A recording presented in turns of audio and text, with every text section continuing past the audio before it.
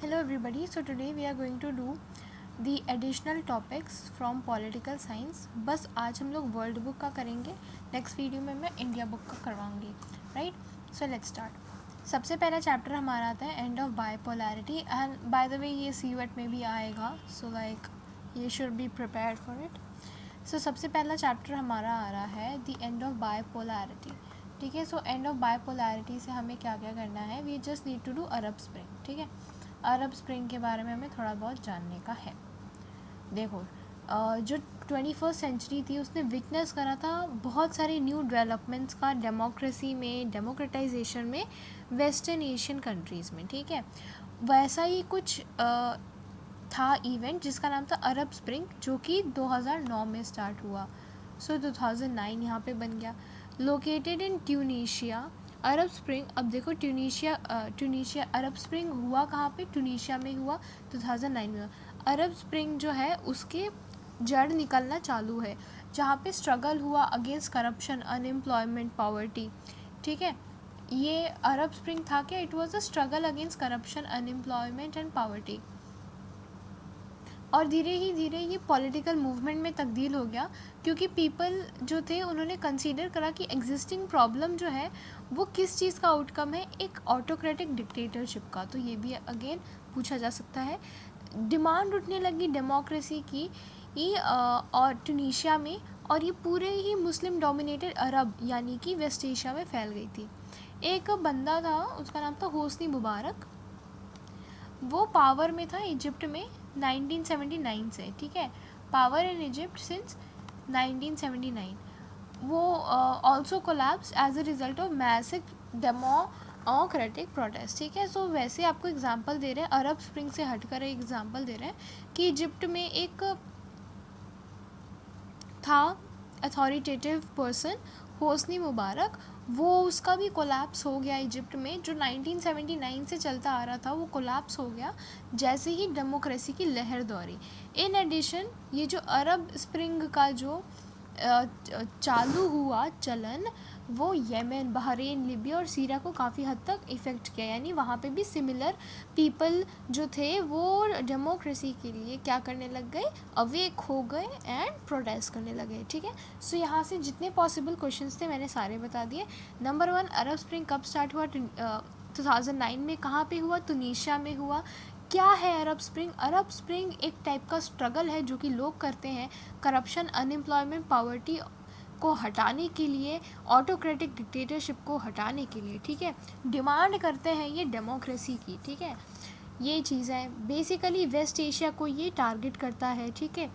Hosni Mubarak का example दिया गया है, इजिप्ट में था वो अथॉरिटेटिव इंसान, बहुत ही 1979 से चलता आ रहा था, वो भी कोलैप्स कर गया एक पॉइंट के बाद जैसे ही डेमोक्रेटिक मूवमेंट चालू हुए वहाँ पे। Yemen, Bahrain, Libya, Syria, YBLS नहीं, मैंने इसका एक मैंने इसका लिबिस करके बनाया था, LBY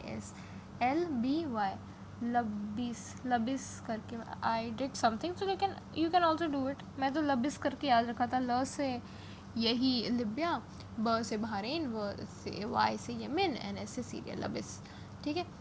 नेक्स्ट आ जाते हैं हम लोग कंटेम्प्रेरी सेंटर्स ऑफ पावर में। तो सबसे पहले मैं ब्रिक्स के बारे में जानना है। देखो, ब्रिक्स जो है वो फर्स्ट वर्ड लिया है हमने कंट्रीज़ का, Brazil, Russia, India, China, south Africa, ठीक है। सो ये मिलके ब्रिक्स बनाते हैं। ब्रिक जो है, देखो अब यहाँ पे एस नहीं है ब्रिक में, यानी कि साउथ अफ्रीका नहीं है, वो 2006 में फाउंड हुआ था, वो भी रशिया में फाउंड हुआ था। ब्रिक जो है ब्रिक्स बन गया, यानी साउथ अफ्रीका का इंक्लूजन हुआ in its first meeting in year 2009, ठीक है। South Africa, inclusion of south Africa in its first meeting in year of 2009, ठीक है। तो ये पूछ सकते हैं कि कौन सी मीटिंग में, ब्रिक की कौन सी मीटिंग में साउथ अफ्रीका का इंक्लूजन हुआ? So it was the first meeting जो कि 2009 में हुई थी, ठीक है। देखो, 2006 में फाउंड हुआ था, 2009 में उसकी फर्स्ट मीटिंग हुई थी। ब्रिक्स का की ऑब्जेक्टिव क्या है कि to cooperate and distribute mutual economic benefits, ठीक है, जो भी उसके मेंबर्स हैं उनके बीच में। उसके अलावा non interference in internal policies and mutual equality, ठीक है। सो ये यहाँ पे क्या है, म्यूचुअल इकोनॉमिक बेनिफिट्स, तो इनके क्या है, कॉपरेशन किस चीज़ पे करते हैं, म्यूचुअल इकोनॉमिक बेनिफिट्स के लिए करते हैं, and non interference in internal issues, ठीक है। देखो इसकी जो 11th कॉन्फ्रेंस थी ब्रिक्स की, वो ब्राज़ील में हुई थी 2019 में। उस टाइम ब्राज़ील के प्रेसिडेंट कौन थे, बोल्सोनारो, जैर बोल्सोनारो थे, ठीक है। सो ये पूछ सकते हैं कि 11th कॉन्फ्रेंस जो थी ब्रिक्स की वो कहाँ पे हुई, ब्राज़ील में हुई, 2019 में हुई, ठीक है। सो यहाँ पे से जितने पॉसिबल चीज़ें थी मैंने बता दिया। ब्रिक्स का मतलब होता है Brazil, Russia, India, China, south Africa. Found हुआ था 2006 में, रशिया में फाउंड हुआ था। उसकी जो फर्स्ट मीटिंग थी उसमें साउथ अफ्रीका का इंक्लूजन हुआ था 2009 में। म्यूचुअल इकोनॉमिक बेनिफिट्स के लिए काम करता है ये, non interference in internal issues पे काम करता है ये। इसकी जो 11th कॉन्फ्रेंस थी वो ब्राज़ील में 2019 में हुई, जब प्रेसिडेंट जेयर बोल्सोनारो थे। नेक्स्ट टॉपिक आता है हमारा रशिया का। देखो Russia has been the largest part of the former Soviet Union even before its disintegration. After the dissolution of the Soviet Union in late 80s and 90s, Russia emerged as a strong successor of USSR. ये तो सबको पता है कि Russia was the strongest successor of USSR. जो Russia की GDP है is currently 11th in the world. सो ये चीज़ याद रखनी है कि रशिया की GDP अभी क्या है, 11th है पूरी दुनिया में, ठीक है। रशिया के पास बहुत सारे रिजर्व्स हैं मिनरल के, नेचुरल रिसोर्सेज के, गैसेस के, जो कि इसको एक पावरफुल कंट्री बनाती है, ठीक है। तो क्या है, reserves of mineral, natural resources and gases मिलती है यहाँ पे, याद रखना। इस मतलब उतना इंपॉर्टेंट नहीं है but like still you should know, ठीक है। ऐसा मत समझना कि वहाँ पे रिसोर्सेज है नहीं, आपको दिख रहा है कि बहुत रिसोर्सेज हैं। रशिया जो है एक न्यूक्लियर स्टेट है, इम्पॉर्टेंट है ये, ठीक है। With a huge raw stock of sophisticated weapons, Russia is also permanent member of UNSC called P5. अब देखो P5 किसको कहते हैं, परमानेंट 5, ठीक है, यानी UNSC की परमानेंट मेंबर्स को P5 कहता है, ये भी याद रखना। नेक्स्ट हमारा आता है इंडिया। अब देखो इंडिया के बारे में ऑलरेडी आपको बहुत कुछ पता है, ठीक है, इसमें ज़्यादा कुछ है नहीं। इसमें बोल रहे हैं कि 21st सेंचुरी में इंडिया जो है एक इंपॉर्टेंट इमर्जिंग ग्लोबल पावर देखने को मिल रहा है, यानी आज की सेंचुरी, अभी क्या 21st सेंचुरी चल रही है ना, तो ये बोल रहे हैं आज की सदी में इंडिया को पावरफुल देखा जा रहा है। वर्ल्ड जो है वो एक्सपीरियंस कर रहा है power and rise of India, multi dimensional way में इंडिया का राइज होते हुए दिख रहा है। इकोनॉमिक, कल्चरल, स्ट्रैटेजिक पोजीशन जो है कंट्री की, और ऊपर से इसकी पॉपुलेशन इतनी ज़्यादा इसको बहुत ज़्यादा स्ट्रॉन्ग बनाती है, ठीक है। हम लोग मोर देन 135 करोड़ हैं। उसके बाद इकोनॉमिक पर्सपेक्टिव से targeting a goal of 5 trillion economy, तो आपसे पूछ सकते हैं हमारा गोल क्या है, 5 ट्रिलियन इकोनॉमी बनाना हमारा गोल है, ठीक है। आपने ये बहुत बार अभी जैसे right now when I am shooting this video, अभी इलेक्शंस वाला टाइम चल रहा है, राइट। सो आप लोग को तो पता ही होगा इलेक्शंस का टाइम चल रहा है, तो इसलिए आपने बहुत बार सुना भी होगा मोदी जी को बोलते हुए हम 5 ट्रिलियन की इकॉनमी बनाएंगे, 5 ट्रिलियन की इकॉनमी बनाएंगे, राइट। सो आपको इससे भी आइडिया लग गया होगा, तो आपको ये याद करने की ज़रूरत नहीं है। आप करेंट स्टेटस देखो कंट्री का, आपको उसी से थोड़ा लग जाएगा पता। और हमारा बहुत ही ह्यूज मार्केट भी है, एन एंशिएंट इंक्लूसिव कल्चर भी है हमारा। इंडिया का डायस्पोरा जो है पूरे विश्व में घूम रहा है, बहुत ही डिस्टिंक्ट और सेलिएंट सेंटर ऑफ पावर बन चुकी है इंडिया, ठीक है। मैंने बहुत ही नॉर्मल सी चीज़ें लिखी है, इसमें कुछ याद करने का नहीं है। एक ये चीज़ याद रखना है कि हमारा गोल है 5 ट्रिलियन की इकॉनमी बनाने का, ठीक है। अगर हम स्ट्रैटेजिक पर्सपेक्टिव से देखें, जो मिलिट्री है इंडिया की वो बहुत ही सेल्फ सफिशिएंट है, इंडिजीनियस है, और न्यूक्लियर टेक्नोलॉजी भी लेती है अपने साथ। मेक इन इंडिया स्कीम, अब देखो ये इंपॉर्टेंट है, मेक इन इंडिया करके एक स्कीम है इन टेक्नोलॉजी एंड साइंस, एक अनदर माइलस्टोन है हमारी इकोनॉमी के लिए। ये सारे चेंजेस जो है इंडिया को एक इम्पॉर्टेंट सेंटर ऑफ पावर बनाती है। तो इंडिया में कुछ नहीं है, गोल याद रखना है, मेक इन इंडिया याद रखना है। नेक्स्ट हमारा टॉपिक आता है इज़राइल का। इज़राइल हमास की आपको वॉर पता है, उनकी जो भी कॉन्फ्लिक्ट है, इस वजह से Israel is important for us. काफ़ी चांसेस है पूछा जाए, ध्यान से पढ़ना, जीटी में भी आ सकता है। देखो अगर हम लोग वर्ल्ड मैप पे देखें तो इज़राइल जो है one of the most powerful Nations में से एक है, साइंस और टेक के मामले में, डिफेंस के मामले में, इंटेलिजेंस के मामले में। बिसाइड्स इट्स इकॉनमी तो है, उसके अलावा साइंस और टेक्नोलॉजी के मामले में बहुत आगे, डिफेंस के मामले में और इंटेलिजेंस के मामले में काफ़ी आगे है ये। वो तो दिख ही रहा होगा आपको, साइंस एंड टेक्नोलॉजी आपको दिख ही रही होगी कि you know they have this special weapon जो कि एयर बॉम्बर्स को डिटेक्ट कर लेती है और हवा में ही ख़त्म कर देती है समथिंग। आपने वीडियोस भी देखे होंगे उसके, मेरे को उसका नाम याद नहीं आ रहा एग्जैक्टली उसको कहते क्या है, बट यार साइंस टेक उनका अच्छा है, इंटेलिजेंस में तो आपको पता है मसाड, रुको लेट मी सर्च, मसाड ही नाम था। हाँ ये देखो मोसाड, सॉरी हाँ मोसाड, इसकी बात करी थी मैं।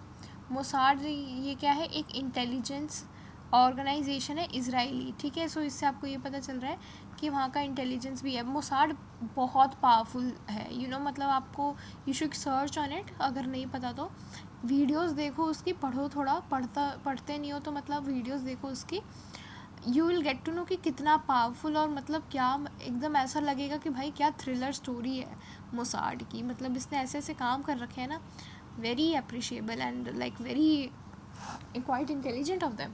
डिफेंस के मामले में भी बहुत आगे ऑब्वियसली, क्योंकि वो अपने एनिमी से इतना घिरा हुआ है हर साइड से, पैलेस्टाइन से एंड देन सीरिया और जितनी भी इनकी वेस्ट एशियन कंट्रीज़ हैं वो, है ना।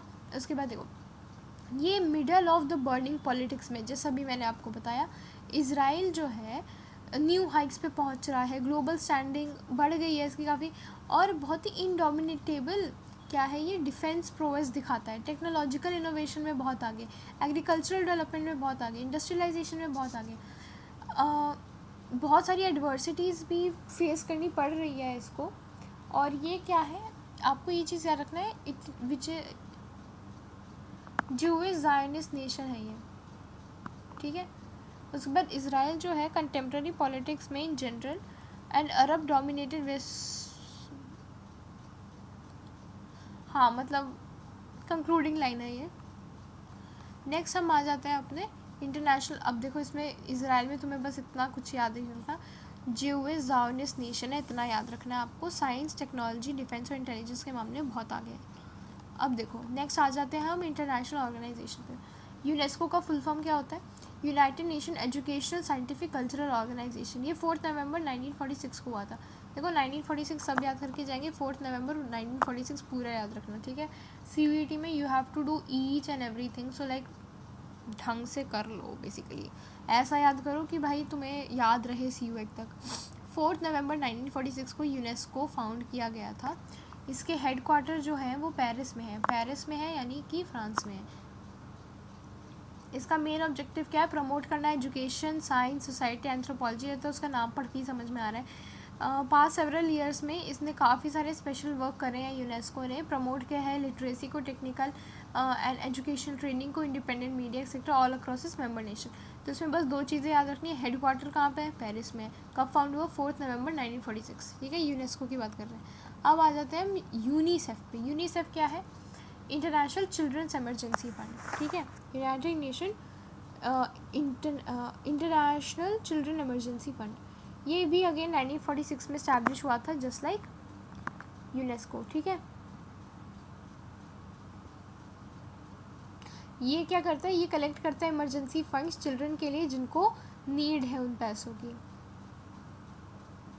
उनकी बच्चों की हेल्थ पे, बेटर लाइफस्टाइल, इन सब पे काम करता है। इसका हेडक्वार्टर जो है वो न्यूयॉर्क में है, ठीक है। न्यूयॉर्क में है यानी कि यूनाइटेड स्टेट्स में है, ठीक है। बहुत ही सक्सेसफुली ये अभी ऑल 193 कंट्रीज़ में काम कर रहे हैं। तो इसमें अगेन यूनिसेफ और यूनेस्को में सेम चीज़ है कि भाई 1946 में इस्टेब्लिश हुए हैं, बस फ़र्क ये है कि यूनेस्को जो है आपका वो पेरिस में लोकेटेड है हेडक्वार्टर, वेरएज यूनिसेफ का न्यूयॉर्क में है। अब देखो ILO जो है अक्टूबर 1919 में हुआ है, सबसे पहले हुआ है ILO। इसका हेडक्वार्टर कहाँ है, जनेवा में है, ठीक है। जनेवा में है यानी कि स्विट्ज़रलैंड में। ये प्रमोट करता है एफिशिएंट कंडीशन, सोशल जस्टिस को प्रमोट करता है ये, एंड वर्कर राइट्स के लिए लड़ता है ये।